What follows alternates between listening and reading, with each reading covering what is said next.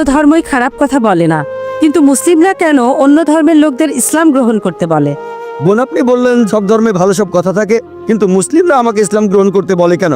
অন্য যেসব ধর্ম আছে সেগুলো যা বলে তার বেশিরভাগ কথাই ভালো, তবে ইসলাম ভালো কথা বলার পাশাপাশি আপনাকে দেখাবে কিভাবে সেটা অর্জন করতে হয়।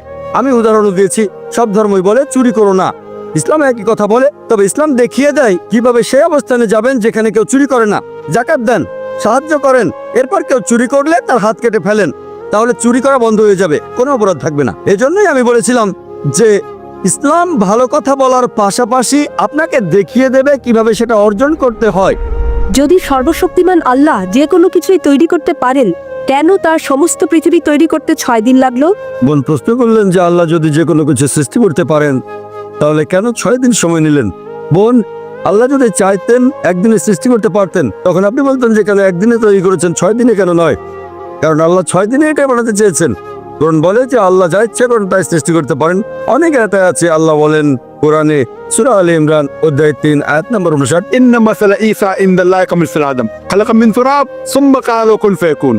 আল্লাহ আদম আলাইহিস সালামকে সৃষ্টি করেছেন যেমন তিনি যীশু খ্রিস্টকে সৃষ্টি করেছেন ধুলো থেকে, তিনি বলেন হও আর তা হয়ে যায়। তো আল্লাহ যখন কিছু সৃষ্টি করতে চান তিনি বলেন হওয়ার হয়ে যায়, তিনি ইচ্ছে করলেই এটা হয়ে যায়।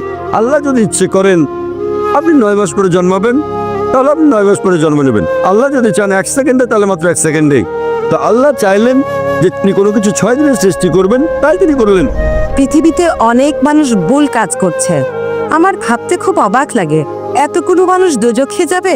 তিনি অবাক হচ্ছেন এতগুলো মানুষ কিভাবে দোজখে যাবে? আমাদের এই জীবনটা হলো পরীক্ষা।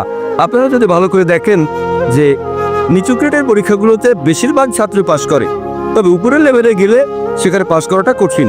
উদাহরণস্বরূপ কোনো কঠিন পরীক্ষায় বসেছেন, যেমন মেডিকেল কলেজে ভর্তি হতে গেলে আপনাকে পড়তে হবে, খাটাখাটনি করতে হবে, পড়াশোনা করতে হবে। একইভাবে বেহেশতে যেতে গেলে এটা সহজ কাজ না, এটা মেডিকেলে ভর্তির চেয়েও অনেক কঠিন কাজ। তাই এটা আসলে পরকালের জন্য পরীক্ষা। যারা আল্লাহর নির্দেশগুলো মেনে চলবেন তারা ইনশাআল্লাহ বেহেশতে যেতে পারবেন।